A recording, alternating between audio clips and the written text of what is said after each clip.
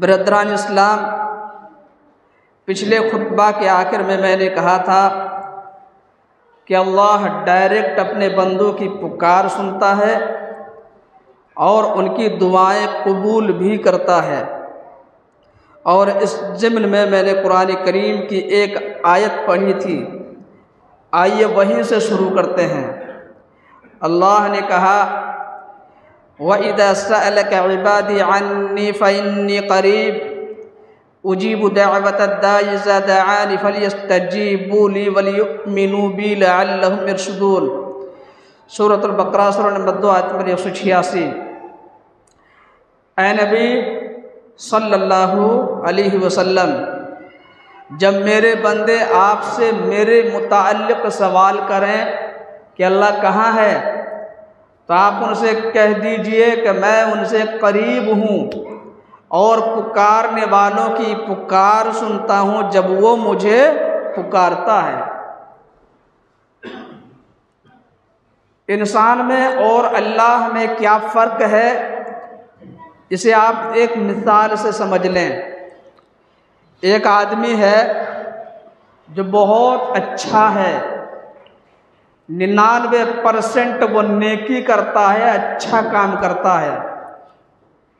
کبھی اس سے ایک غلطی ہوئی، لوگ کیا کرتے ہیں، اس کی ساری اچھائیوں کو بھلا دیتے ہیں اور اسے اپنے دل سے نکال دیتے ہیں۔ لیکن اللہ وہ ہے، آپ 99% غلطی کر لیں، گناہ کر لیں، صرف ایک توبہ لگا دیں، اللہ آپ کے سارے گناہوں کو معاف کرنے کے لیے تیار ہے۔ یہی فرق ہے انسان میں اور اللہ میں۔ اللہ کبھی نہیں کہتا کہ تو نے اتنی نافرمانی کی ہے، اتنے گناہوں کا کام کیا ہے، جا تیری توبہ قبول نہیں کرتا۔ یہ تو حضرت انسان ہیں جو کہہ دیتے ہیں جا تجھے مرتے دم تک معاف نہیں کروں گا، اپنی شکل دکھانے کا نہیں۔ لیکن اللہ وہ ہے جو 24 گھنٹے معاف کرنے کے لیے تیار ہے۔ شرط یہ ہے ہم اس کی بارگاہ میں چلے جائیں، اس سے سچے دل سے اپنے گناہوں کی معافی مانگ لیں، اور کچھ بھی مانگ لیں، کہیں بھی مانگ لیں، وہ ہمیں ہر جگہ دینے کے لیے تیار ہے۔ اٹھتے بیٹھتے، چلتے پھرتے، سوتے جاگتے، ہمیں ہر جگہ دینے کے لیے تیار ہے۔ اللہ کا اپنے بندوں کو معاف کرنے کا کتنا پیارا انداز ہے، اللہ اپنے بندوں کو کس طریقے سے معاف کرتا ہے۔ آئیے ایک حدیث سن لیتے ہیں۔ عن انس بن مالک الانصاری رضی اللہ تعالی عنہ ان رسول اللہ صلی اللہ علیہ وسلم قال للہ اشد فرحا بتوبۃ عبدہ حین یتوب الیہ من احدکم کان علی راحلتہ فانفلتت منہ بارض فلات فائس منها وعليها طعامه وشرابه فآئس منها فأتى شجرة فاستجع في ظلها قد آئس من راحلته فبينا هو كذلك إذا هو بها قائمة عنده فأخذ بختامها ثم قال من شدة الفرح اللهم أنت عبدي وأنا ربك أخطأ من شدة الفرح۔ رواہ مسلم فی کتاب التوبہ چیپٹر نمبر 48 حدیث نمبر 2747 2747۔ سیدنا انس بن مالک رضی اللہ تعالیٰ عنہ بیان کرتے ہیں، اللہ کے رسول صلی اللہ علیہ وسلم نے فرمایا کہ اللہ اپنے بندے کی توبہ سے اس آدمی سے بھی زیادہ خوش ہوتا ہے جسے اپنی گم شدہ سواری کے ملنے پہ جتنی خوشی ہوتی ہے اس سے کہیں زیادہ خوش اللہ اپنے اس بندے سے ہوتا ہے جب اس کا کوئی بندہ خالص دل سے اس سے اپنے گناہوں کی معافی مانگ لے۔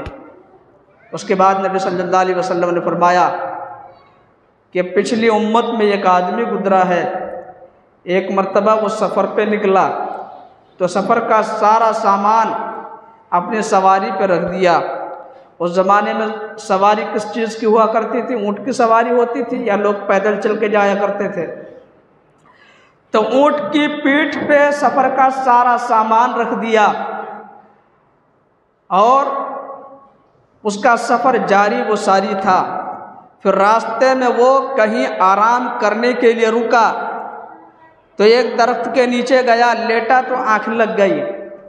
جب اس کی آنکھ کھلی تو اس کی سواری سامان سمیت غائب تھی۔ آدمی بیابان میں ہے، کھلے صحرا میں ہے، کہیں سے کچھ بھی نظر نہیں آ رہا ہے۔ سواری جب غائب ہو گئی وہ بہت پریشان ہوا، ادھر تلاش کیا ادھر تلاش کیا، اسے سواری کہیں نہیں ملی۔ آخر تھک ہار کر وہ اسی درخت کے نیچے چلا گیا جہاں پہلی بار وہ اترا تھا اور آرام کر رہا تھا۔ تھکاوٹ کی وجہ سے لیٹا تو دوبارہ اس کی آنکھ لگ گئی۔ جب اس کی آنکھ کھلی تو سواری سامان سمیت اس کے سامنے موجود تھی۔ تو اللہ کے رسول صلی اللہ علیہ وسلم نے فرمایا اسے اس وقت جتنی خوشی ہوئی اس سے کہیں زیادہ خوش اللہ اس وقت ہوتا ہے جب اس کا کوئی بندہ اپنے گناہوں سے سچے دل سے توبہ کر لیتا ہے۔ آگے نبی صلی اللہ علیہ وسلم نے فرمایا جب اسے وہ سواری مل گئی تو اس نے مارے خوشی کے کہہ دیا، اے اللہ تو میرا بندہ ہے اور میں تیرا رب ہوں۔ خوشی کے مارے کہہ دیا۔ آپ ذرا غور کیجئے کتنا خطرناک جملہ ہے اور اللہ کی شان میں کتنی بڑی گستاخی ہے، لیکن اللہ نے اس کو معاف کر دیا۔ یہ تو اللہ کا شکر ہے کہ اس زمانے میں کوئی CCTV کیمرہ وغیرہ نہیں لگا ہوتا تھا، اس زمانے میں کوئی CCTV کیمرہ نہیں تھا، ورنہ لوگ اس کی ویڈیو بنا کے لوگوں میں پھیلا دیتے اور اس پہ کفر کا فتویٰ لگا دیتے، جیسا کہ لوگوں نے ایک مشہور معروف داعی اور مبلغ کے ساتھ کیا جن کی دعوت پوری دنیا کے لوگوں تک پہنچ رہی ہے، جن کی وجہ سے لوگ اسلام کو جاننے لگے ہیں، سمجھنے لگے ہیں۔ آپ سمجھ گئے ہوں گے میں کن کی بات کر رہا ہوں، ڈاکٹر ذاکر نائک حفظہ اللہ وتولا۔ اتنی بڑی شخصیت ہے کہ ان کے لیے میرے پاس الفاظ نہیں ہیں، لیکن بدبختوں نے ان کے اوپر جھوٹے الزامات لگا کے انہیں یہاں سے نکلنے کے لیے مجبور کر دیا۔ خیر، روشنی کہیں بھی ہو وہ اپنے آس پاس کی چیزوں کو روشن ہی کرتی ہے، روشنی کہیں بھی ہو اس سے روشنی ہی پھوٹتی ہے اور گندگی سے گندگی نکلتی ہے، جیسے کہ آج ہماری ایشیا کے اندر ہو رہا ہے، پورا گند بھرا ہوا ہے، شرک کی غلاظت، بدعت کی غلاظت، خرافات کی غلاظت پورے ایشیا کے اندر بھری پڑی ہے، لیکن وہ اللہ کے ایک بندے تھے جو اپنے روشنی سے آس پاس کی چیزوں کو روشن کر رہے تھے۔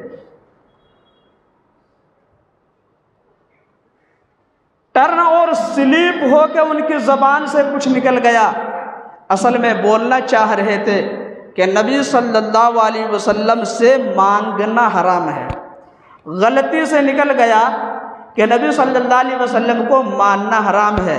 پھر کیا تھا، کچھ چھٹ بھائیوں نے، پاکھنڈیوں نے اس چیز کو ہاتھوں ہاتھ لیا اور اس کی ویڈیو بنا کے لوگوں میں عام کر دی اور ان پہ کفر کا فتویٰ لگانے میں ذرہ برابر بھی دیری نہیں کی۔ غور کیجئے میرے بھائیوں، اللہ نے اس بندے کی گستاخی معاف کر دی۔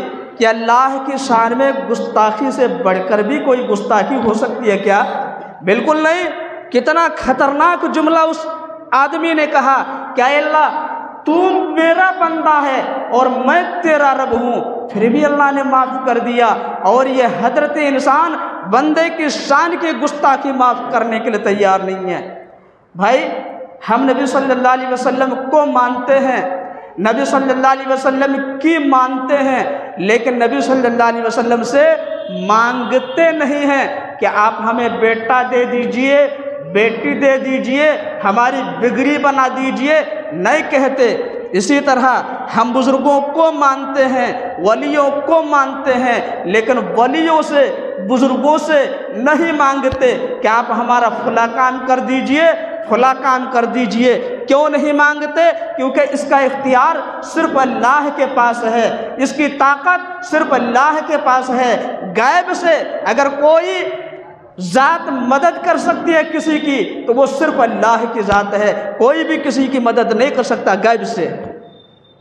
آمنے سامنے کی بات نہیں کر رہا ہوں، غیب سے کوئی کسی کی مدد نہیں کر سکتا اللہ کو چھوڑ کر۔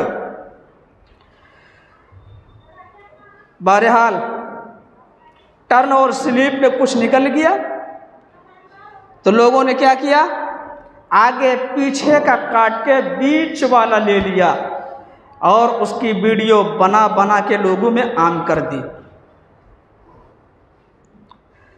تو بہرحال اللہ اپنے بندوں کی توبہ سے کس قدر خوش ہوتا ہے، اس لیے یہ حدیث میں نے آپ کو سنائی ہے۔ میرے بھائیوں، غلط فہمی جو پھیلائی جا رہی ہے اس کے بارے میں بولنا ضروری ہے۔ کچھ لوگ بولتے ہیں کہ آپ چھت پہ جائیں گے تو بغیر سیڑھی کے چلے جائیں گے کیا؟ اسی طرح اللہ کے پاس آپ کسی کے بغیر کیسے چلے جائیے گا؟ ٹھیک ہے، میں نے ان کی بات مان لی، مجھے چھت پہ جانا ہے اس لیے سیڑھی کا سہارا لینا پڑے گا، سیڑھی کے بغیر میں چھت پہ نہیں جا سکتا۔ لیکن سوال یہ ہے کہ سیڑھی کون ہے؟ تو سیڑھی ایک آدمی ہو گئے، سیڑھی پہ چڑھنے والا مجھ جیسا گنہگار، چھت مطلب اللہ، العیاذ باللہ۔ یہی نہ مثال دے رہے ہیں لوگ۔ میں یہ مثال دے کر بزرگوں کی شان میں گستاخی نہیں کروں گا، ولیوں کی شان میں گستاخی نہیں کروں گا، کیونکہ جو ولی کی شان میں گستاخی کرے گا اللہ اس کے خلاف اعلان جنگ کر رہا ہے۔ حدیث کے اندر آیا، صحیح بخاری کتاب الرقاق چیپٹر نمبر 82 حدیث میں 6502، اللہ کے رسول صلی اللہ علیہ وسلم نے فرمایا، حدیث قدسی ہے کہ اللہ تعالیٰ نے فرمایا، من عادی لی ولیا فقد آذنتہ بالحرب، کہ جو میرے ولی سے دشمنی کرے گا، میرے ولی کے خلاف کچھ بولے گا، میں اس کے خلاف اعلان جنگ کرتا ہوں۔ اللہ اکبر۔ میرے بھائیوں، اللہ سے جنگ کرنے کی کسی کے اندر ہمت ہے؟ کوئی اللہ سے جنگ کر سکتا ہے؟ ہرگز نہیں۔ اس لیے میرے بھائیوں، کوئی چیز ایسے نہیں بولنا ہے کہ کسی کی شان گھٹ جائے۔ کیا کہتے ہیں کہ چھت پہ آپ جائیں گے تو بغیر سیڑھی کے چلے جائیں گے کیا؟ چلیے مان لیتا ہوں، میں سیڑھی پہ چڑھا تو گویا سیڑھی ولی ہو گئے، تو کیا ہمارے ولی اسی لائق ہیں کہ ہم ان کے کندھے پہ پیر رکھیں؟ اس مثال کا مطلب یہی ہوا نا، ولی کو ہم نے سیڑھی بنا لیا تو سیڑھی پہ ہم پیر رکھیں گے تو گویا ولی کے کندھے پہ پیر رکھنا ہوا۔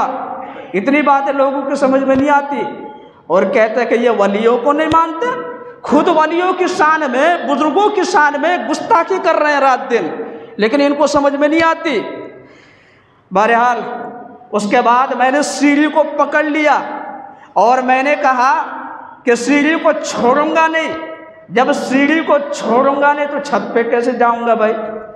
میری پوری زندگی گزر جائے گی اگر میں سیڑھی کو پکڑ کر رہا تو چھت پہ کبھی جا ہی نہیں سکوں گا۔ تو میرے بھائیوں، یہ سب شیطانی باتیں ہیں، انہیں اپنے دماغ سے نکال دیجئے۔ دنیا میں اکیلے آئے تھے، ماں کے پیٹ سے اکیلے آئے تھے، دنیا سے اکیلے جانا ہے، اور قیامت کے دن اللہ کی عدالت میں اکیلے حاضری دینی ہے۔ وہاں کوئی بچانے والا، کوئی سپورٹ کرنے والا، کوئی حمایت کرنے والا نہیں ہوگا۔ اور میرے بھائیوں، میں آپ کو بتاؤں، یہ سب مثالیں خود اللہ تعالیٰ اپنے لیے دینے سے منع کرتا ہے۔ اللہ نے کہا، فَلَا تَضْرِبُوا لِلَّهِ الْأَمْثَالَ إِنَّ اللَّهَ يَعْلَمُ وَأَنْتُمْ لَا تَعْلَمُونَ۔ سورۃ النحل سورہ نمبر 16 آیت میں 74، کہ تم اللہ کے لیے مثالیں مت دو، اللہ جانتا ہے، تم نہیں جانتے۔ دوسری مثال یہ دیتے ہیں کہ آپ جج کے پاس جائیں گے تو بغیر وکیل کے چلے جائیں گے کیا؟ جج کے پاس جائیں گے تو وکیل کی ضرورت، بالکل صحیح بات ہے، کیونکہ جج صاحب کو وکیل کی ضرورت ہوتی ہے۔ جج صاحب کو معلوم ہی نہیں ہے کہ مقدمہ کیسا ہے، وکیل صاحب پورا میٹر بنا کے لاتے ہیں، جج صاحب کو دیتے ہیں، جج صاحب اس کو پڑھتے ہیں، اس کے بعد وہ اس کے مطابق فیصلہ سناتے ہیں کہ اللہ کے بارے میں ہمارا یہی عقیدہ ہے، العیاذ باللہ، نعوذ باللہ ثم نعوذ باللہ، کہ اللہ کو کسی کے بتانے سے معلوم ہوتا ہے، استغفر اللہ، اللہ کو معلوم تھا، معلوم ہے اور معلوم رہے گا، هو اللہ الذی لا الہ الا هو عالم الغیب والشہادہ، سورۃ الحشر سورہ نمبر 59 آیت نمبر 22۔ اللہ وہ ہے جو پوشیدہ اور ظاہری سب چیزوں کو جانتا ہے، پھر اسے بتانے کی ضرورت کیا ہے کہ اللہ فلاں آدمی گنہگار ہے، آپ اسے معاف کر دیجئے۔ ہم اور آپ ہوتے کون ہیں بھائی اللہ کو بتانے والے؟ من ذا الذی یشفع عندہ الا باذنہ، سورۃ البقرہ سورہ نمبر 2 آیت نمبر 255۔ کون ہے جو اللہ کی اجازت کے بغیر اللہ کے سامنے کسی کی سفارش کرنے کے لیے کھڑا ہو جائے؟ میرے بھائیوں، کسی میں ہمت نہیں ہوگی تو جج صاحب وکیل کے محتاج ہیں اور وکیل صاحب جج کے محتاج ہیں، ہمارا اور آپ کا رب کسی کا محتاج نہیں ہے۔ اس لیے یہ سب مثالیں دے کر اللہ کی شان کو مت گھٹائیے اور اپنے ولیوں کی، اپنے بزرگوں کی شان کو بھی مت گھٹائیے۔ کچھ لوگ کیا کرتے ہیں، جب کوئی بات نہیں بنتی ہے تو باپ دادا کو دلیل بنا کر سیدھا بول دیتے ہیں کہ یہ بڑے لوگ غلط تھے کیا، باپ دادا غلط تھے کیا؟ ابراہیم علیہ السلام نے باپ دادا کو چھوڑا تو توحید والوں کا امام بن گئے، نبیوں کا باپ بن گئے، اور ابو طالب نے باپ دادا کو نہیں چھوڑا تو جہنم میں چلے گئے۔ یہ الگ بات ہے کہ جہنم میں ابو طالب کو سب سے ہلکا عذاب ہوگا۔ حدیث کے اندر آیا، صحیح مسلم کتاب الایمان چیپٹر نمبر 1 حدیث نمبر 202۔ سیدنا عبداللہ بن عباس رضی اللہ تعالی عنہما بیان کرتے ہیں، اللہ کے رسول صلی اللہ علیہ وسلم نے فرمایا، اہون اہل النار عذابا ابو طالب وهو منتعل بنعلین وهو یغلی منہما دماغه۔ اللہ کے رسول صلی اللہ علیہ وسلم نے فرمایا اپنے چچا کے بارے میں، میں نہیں کہہ رہا ہوں میرے بھائیوں، یہ نبی کے الفاظ ہیں، نبی کے الفاظ میں نقل کر رہا ہوں۔ اللہ کے رسول صلی اللہ علیہ وسلم نے فرمایا کہ قیامت کے دن سب سے ہلکا عذاب ابو طالب کو ہوگا۔ کون کہہ رہے ہیں؟ اللہ کے رسول صلی اللہ علیہ وسلم۔ کیسا ہلکا عذاب؟ کہ آگ کے 2 جوتے پہنائے جائیں گے جس سے ان کا دماغ کھول رہا ہوگا۔ اللہ اکبر۔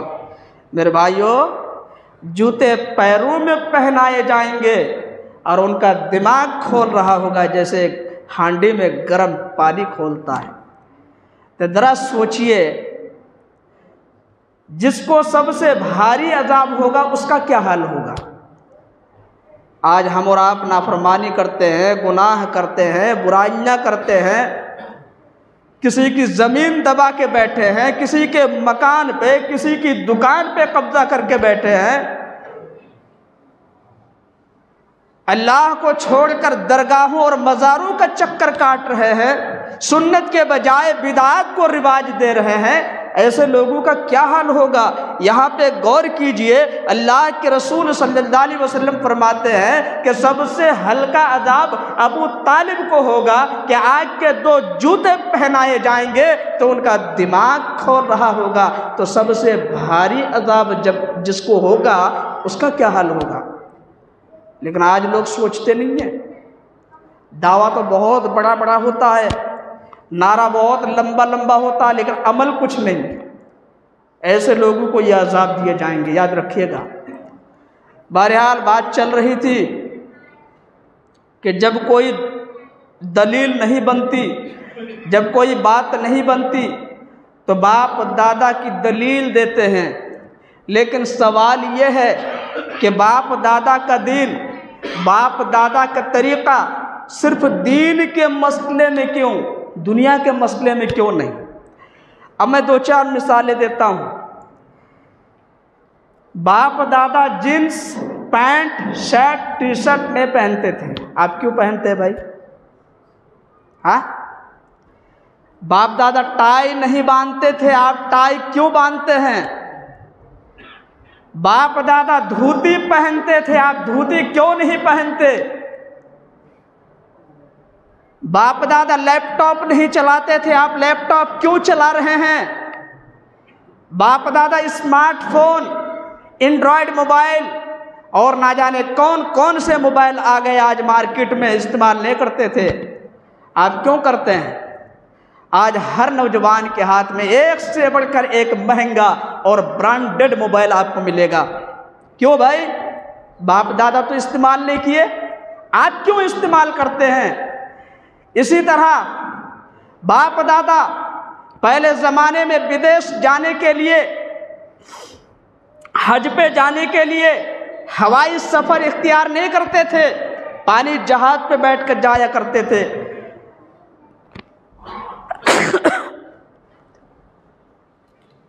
آپ ہوائی سفر کیوں اختیار کرتے ہیں؟ ایروپلین کے اندر کیوں بیٹھتے ہیں؟ اسی طرح باپ دادا پہلے زمانے میں موٹر سائیکل کی سواری نہیں کرتے تھے، چمچماتی کار کی سواری نہیں کرتے تھے، آپ بلیٹ نکال کے کیوں جاتے ہیں مارکیٹ؟ چمچماتی کار کی سواری کیوں کرتے ہیں؟ آج تو نوجوانوں کا حال یہ ہے کہ 2 قدم بھی اگر کہیں جانا ہو تو وہ گاڑی نکال لیتے ہیں، 2 قدم بھی چلا نہیں جاتا۔ اس لیے آج لوگ زیادہ بیمار ہیں، جتنے زیادہ ہاسپٹل ہو رہے ہیں اتنے زیادہ بیمار ہو رہے ہیں۔ پہلے زمانے میں آپ دیکھ لیجئے، باپ دادا پیدل چل کے جایا کرتے تھے، اسی لیے بیمار بھی کم رہا کرتے تھے، اسی طرح کھاتے بھی کم ہیں، کھایا بھی کم کرتے تھے، اسی لیے کم بیمار رہا کرتے تھے اور صحت مند رہتے تھے، تندرست رہتے تھے۔ آج لوگ زیادہ کھاتے تو زیادہ بیمار ہیں۔ کیوں بھائی؟ باپ دادا باجرے، جو اور مکئی کی روٹی نمک لگا کر کھایا کرتے تھے، آپ مرغ مسلم، زردہ، بریانی، قورمہ اور نہ جانے کیا کیا کھا رہے ہیں۔ کیوں؟ باجرے کی روٹی، مکئی کی روٹی کیوں نہیں کھاتے آپ نمک لگا کے؟ ایسے ہزاروں مثالیں ہیں، اس میں باپ دادا نہیں۔ واہ بھائی واہ، جب کوئی بات نہیں بنی تو ڈائریکٹ باپ دادا کے اوپر چھوڑ دیا۔ ابراہیم علیہ السلام نے اپنے باپ آدر کو چھوڑا تھا۔ آدر جو عراق کے اندر بت بناتا تھا، بت بیچتا تھا اور بت کی پوجا کرتا تھا، اور سب سے اہم بات کہ وہ نمرود کا خاص آدمی بھی تھا۔ ابراہیم علیہ السلام آگے چل کر کے ایسا بن سکتے تھے، لیکن اللہ کی خاطر انہوں نے سب کچھ چھوڑ دیا۔ آج بھی بہت سے لوگوں کو حقیقت معلوم ہے، حق کیا ہے باطل کیا ہے ان کو اچھی طرح معلوم ہے، صحیح کیا ہے غلط کیا ہے ان کو اچھی طرح معلوم ہے، لیکن وہ حق کو قبول نہیں کر رہے ہیں، صحیح راستے پہ نہیں آ رہے ہیں۔ کیوں؟ اگر آئیں گے تو سب کچھ ختم ہو جائے گا، سماج میں ایک نام ہے میرا وہ خراب ہو جائے گا۔ آج اتنی زمینیں میرے پاس ہیں، اتنا کاروبار چل رہا ہے میرا، بڑے بڑے بزنس مین سے میرے تعلقات ہیں، سب کچھ ختم ہو جائیں گے۔ میرے بھائیوں، ابراہیم علیہ السلام کا بھی بڑا نام ہو سکتا تھا، ابراہیم علیہ السلام کا بھی بڑا نام ہو سکتا تھا، لیکن اللہ کی خاطر انہوں نے سب کچھ چھوڑ دیا تو اللہ نے ان کا نام اور بڑا کر دیا، توحید والوں کا امام بنا دیا، نبیوں کا باپ بنا دیا۔ اس لیے میرے بھائیوں، اگر حق سمجھ میں آ رہا ہے تو فوراً قبول کر لیجئے، صحیح بات اگر سمجھ میں آ رہی ہے تو فوراً قبول کر لیجئے، یہ مت سوچئے کہ لوگ کیا کہیں گے۔ آپ زندگی بھر لوگوں کو خوش نہیں کر سکتے، کوشش کر کے دیکھ لیجئے، خوش نہیں کر سکتے آپ لوگوں کو، اللہ کو خوش کر سکتے ہیں۔ اللہ کو خوش کریں گے تو دنیا میں بھی سکون سے رہیں گے اور آخرت میں بھی سکون سے رہیں گے۔ لوگوں کو خوش کرنے کی کوشش کریں گے، دنیا میں بھی بے سکون رہیں گے اور آخرت میں بھی بے سکون رہیں گے۔ لوگ کیا کہیں گے؟ آج لوگ یہی کہتے ہیں۔ اسی بات نے ابو طالب کو اسلام قبول کرنے سے روکا تھا۔ اللہ کے رسول صلی اللہ علیہ وسلم آخری دم تک اپنے چچا کو سمجھاتے رہے۔ یہ واقعہ بھی صحیح مسلم کے اندر موجود ہے۔ صحیح مسلم کتاب الایمان چیپٹر نمبر 1 حدیث نمبر 40، اللہ کے رسول صلی اللہ علیہ وسلم نے فرمایا، یا امی قل لا الہ الا اللہ اشہد لک کلمۃ اشہد لک بہا عند اللہ۔ چچا جان، ایک بار لا الہ الا اللہ کہہ دیجئے، میں قیامت کے دن اسی کے لیے، اسی کو آپ کے لیے حجت بنا کر پیش کر دوں گا۔ اللہ کی بارگاہ میں اسی کو حجت بنا کر پیش کر دوں گا۔ 2 گرو گھنٹال وہاں بیٹھے ہوئے تھے۔ ابو طالب اپنے ابا عبد المطلب کے دین کو چھوڑ دیں گے کیا؟ 2 گرو گھنٹال وہاں بیٹھے رہے۔ کون؟ ابو جہل اور عقبہ بن ابی معیط برابر ابو طالب کو ورغلاتے رہے۔ میرے بھائیوں، یہ گرو گھنٹال آج بھی ہمارے سماج میں گھوم رہے ہیں۔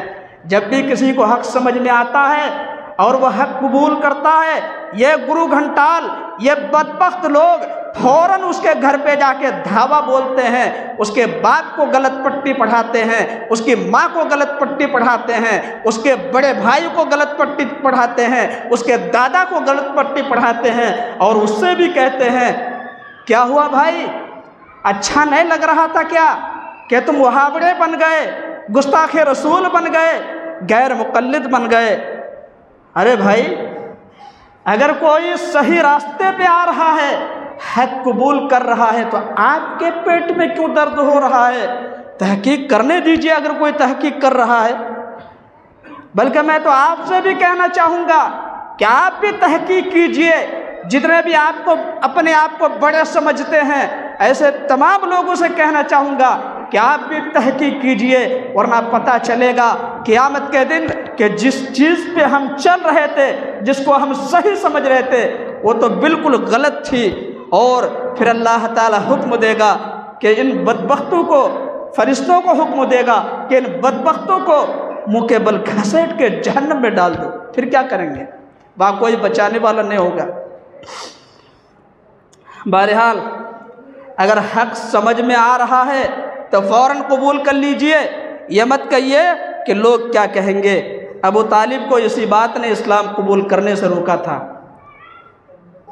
تو آخر میں ابو طالب نے کہا علی عبد المطلب، کہ میں اپنے باپ عبد المطلب کے دین پہ مرتا ہوں۔ جب اللہ کے رسول صلی اللہ علیہ وسلم نے کہا کہ چچا جان، میں آپ کے لیے اللہ سے بخشش کی دعا تب تک کرتا رہوں گا جب تک آپ کے حوالے سے مجھے روک نہ دیا جائے۔ تو اسی موقع سے قرآن کریم کی آیت نازل ہوئی، سورۃ التوبہ سورہ نمبر 9 آیت نمبر 113۔ اس کا ترجمہ پڑھ کے سنا دیتا ہوں۔ اللہ نے کہا کہ نبی اور ایمان والوں کے لیے مناسب نہیں کہ وہ مشرکین کے حق میں بخشش کی دعا کریں، اگرچہ وہ ان کے قریبی رشتہ دار ہی کیوں نہ ہو۔ اللہ اکبر! کتنی واضح آیت ہے میرے بھائیو، ذرا غور کیجئے کہ نبی اور ایمان والوں کے لیے جائز نہیں کہ وہ مشرکین کے حق میں بخشش کی دعا کریں، چاہے وہ ان کے قریبی رشتہ دار ہی کیوں نہ ہو، جبکہ انہیں معلوم ہو چکا ہے کہ وہ جہنمی ہیں۔ اور اس کے بعد اللہ نے نبی صلی اللہ علیہ وسلم کو مخاطب کر کے کہا اِنَّكَ لَا تَهْدِي مَنْ أَحْبَبْتَ وَلَكِنَّ اللَّهَ يَهْدِي مَنْ يَشَاءُ وَهُوَ أَعْلَمُ بِالْمُهْتَدِينَ۔ سورۃ القصص سورہ نمبر 28 میں 56۔ کیا ہے نبی، آپ جسے پسند کریں، آپ جسے چاہیں ہدایت نہیں دے سکتے، مگر جسے اللہ چاہے اسے ہدایت مل سکتی ہے، اور اللہ کو معلوم ہے کہ کسے ہدایت کی ضرورت ہے۔ اللہ اکبر! اب جو لوگ کہتے ہیں کہ نبی صلی اللہ علیہ وسلم مختار کل تھے، مختار کل تھے اللہ کے نبی، اگر مختار کل ہوتے تو اللہ تعالیٰ نے پھر کیوں کہا کہ آپ جسے چاہے ہدایت نہیں دے سکتے؟ تو یہ کیسے مختار کل ہے بھائی کہ کسی کو ہدایت نہیں دے سکتے؟ تو جو لوگ ایسا عقیدہ رکھتے ہیں انہیں ڈرنا چاہیے اور اپنا عقیدہ درست کر لینا چاہیے۔ اس کے بعد آگے بڑھیے، دو چار باتیں کر کے اپنی بات ختم کرتا ہوں۔ کچھ لوگ لوگوں کو صحیح دین سے اور حق سے دور کر رہے ہیں، اور اس میں علماء کا بڑا کردار ہے۔ کون سے علماء؟ علماء سو، جیب بھرو پیر اور پیٹ بھرو مولوی کے مصداق ہیں یہ علماء۔ یہ مولوی لوگوں کے ذہنوں میں، لوگوں کے دلوں میں اتنا زہر گھول دیے ہیں کہ آج دوسرے مسلمانوں کی شکل تک دیکھنا پسند نہیں کرتے، اتنی نفرتیں بھر دیے ہیں کہ آج اگر کہیں سلام بھی کرتے تو گھور گھور کے دیکھتے ہیں، ارے بھائی کون ہے، 24 نمبر ہے کیا؟ سلام کا جواب نہیں دیتے۔ حالی مرحوم نے کہا تھا، بڑھے جس سے نفرت وہ تقریر کرنی، بڑھے جس سے نفرت وہ تقریر کرنی، جگر جس سے شک ہو وہ تحریر کرنی، گنہگار بندوں کی تکفیر کرنی، مسلمان بھائیوں کی تکفیر کرنی۔ یہ ہے عالموں کے ہمارے طریقہ، یہ ہے ہادیوں کے ہمارے سلیقہ۔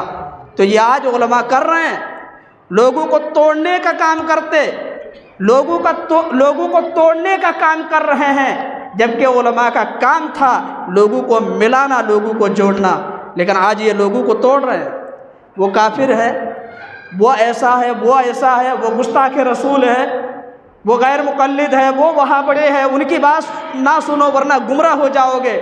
یہ سب باتیں کر کر کے لوگوں کا ذہن زہر آلود کر دیا ہے، وہ کچھ سننے کے لیے تیار ہی نہیں ہے۔ بہرحال میرے بھائیوں، تمام لوگوں سے کہنا چاہوں گا کہ آپ جس دین پہ چل رہے ہیں، زندگی گزارنے کا جو طریقہ آپ نے اختیار کیا ہوا ہے، اللہ کے واسطے آپ اسے چیک کر لیجئے، دیکھ لیجئے صحیح ہے یا غلط۔ اگر چیک نہیں کریں گے تو ابو طالب کی طرح آپ کو بھی نقصان اٹھانا پڑے گا، اور اگر چیک کر لیں گے، تحقیق کر لیں گے تو حضرت ابراہیم علیہ السلام کی طرح آپ کو فائدہ ملے گا۔ آخر میں اللہ سے دعا ہے کہ اللہ تعالی ہمیں توحید کی اہمیت سمجھنے کی توفیق دے، اللہ ہمیں اپنا عقیدہ اور اپنا ایمان درست کرنے کی توفیق دے،